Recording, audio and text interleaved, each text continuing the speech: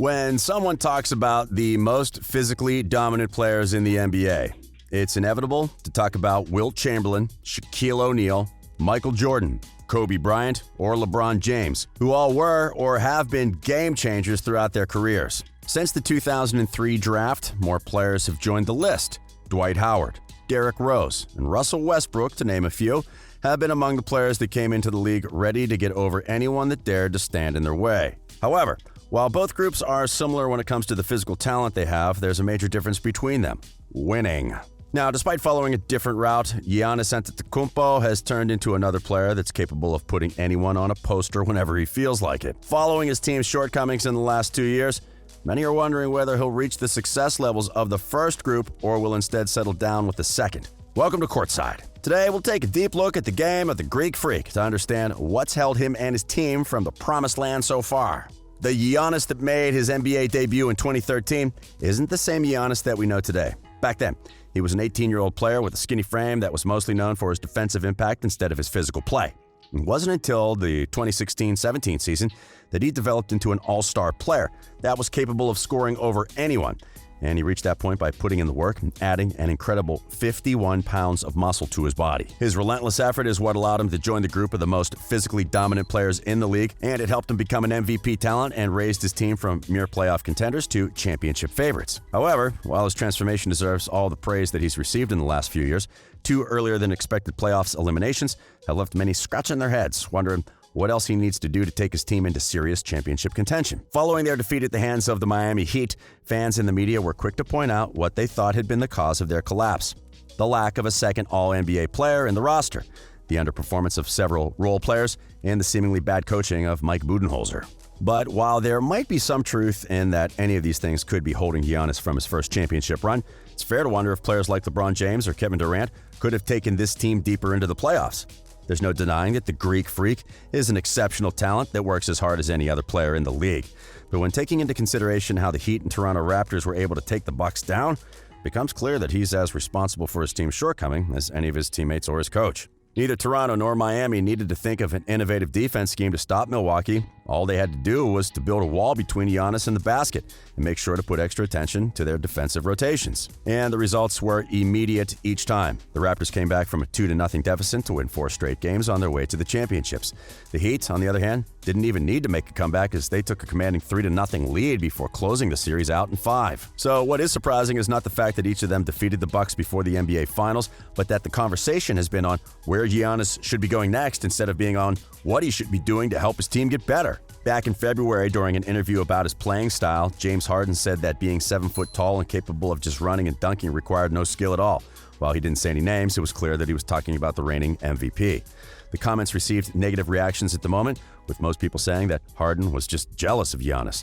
But after seeing how the Bucks season ended, it's evident that he might have had a point. We won't dare to say that Giannis has no skill at all. It's clear that scoring almost 30 points per game while playing elite defense and leading a team to the best record in the league requires some skill, to say the least. But does he have enough skill to carry his team to a championship? We recently talked about how much controversy had the MVP voting process generated, and while we won't bring back that subject for this video, we will point out that the MVP winner should be capable of leading his team in the clutch. Antetokounmpo made history by becoming the 12th player to win back-to-back MVP trophies. He also became the 3rd player to win both the MVP and the DPOY in the same season. But still, with the season on the line, he's not the player you'd want with the ball in his hands. Instead of being a leader that's capable of making a winning play for his team in the last second, he's been the player that has to be complimented with a closer. And while that's not a bad thing for an all-star or even for an all-NBA player, it is for the 2-time MVP. Now, this video isn't intended to put all the blame on Giannis or say that he's not a winner. We're looking to take an objective look at the areas of his game that have limited his success so far. Therefore, we're going to break down the areas of his game that could change his career going forward. We'll start with the obvious, his shooting. Throughout his career, the Greek Freak has been a mediocre shooter. His lack of a reliable three-point shot has been the reason why teams have been comfortable leaving him open from the line when closing the driving lanes. So far, he's not been able to make them pay for this, and this is one of the main reasons why playoff defenses have focused on building a wall in front of him.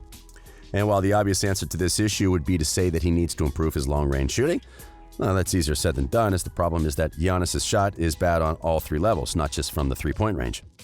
If he was a solid shooter from the mid-range, or at least from the free throw line, there would be hope with him becoming a good perimeter shooter. However, his career free-throwing shooting percentage is just 72%, and he made under 40% of his jumpers from inside the arc this year. Of course, there's the possibility that he gets better as he keeps working on his form, but it's unlikely that he'll ever become a marksman. This alone is already bad for Bucks fans, but sadly, it gets worse. Giannis' game is reliant on driving at full speed to overpower defenders on his way to the basket. However, while this may work in the regular season, the playoffs wall also takes this away from him. As opposing teams throw multiple bodies at him, they stop him from making easy drives to the hoop, forcing him to pass the ball or try to make his way through the defense. But his dribbling skills aren't good enough to help him either reach the basket or create enough space for him to use his physical talents. Thus, when he does try to make it through the defense, most of the time it results in a turnover or an offensive foul being called. But that doesn't mean that everything is lost for the Greek Freak. Instead, it means that he must change the way he approaches the game and get away from the perimeter to focus on his post play and make better use of his body. That will also require a lot of work given that he posted up on only 7.8% of his possessions during the playoffs. And when he did, his efficiency was of just 0.471 points per possession, which was the worst among all players with at least 10 post-up possessions in the postseason. However, unlike his shooting, the poor results when posting up come from a lack of practice instead of a natural limitation. He doesn't have a go-to move when it comes to post scoring, and that makes his game predictable for opposing defenses. But that's the same thing that happens with his perimeter play, with the only difference being that he would be able to use his physical advantages more efficiently if he played better from the post. This way, his game would resemble that of a traditional big man instead of that of a wing player. When thinking about how that would work, it means that he could have a game that's more similar to that of Shaq, the player he is often compared to.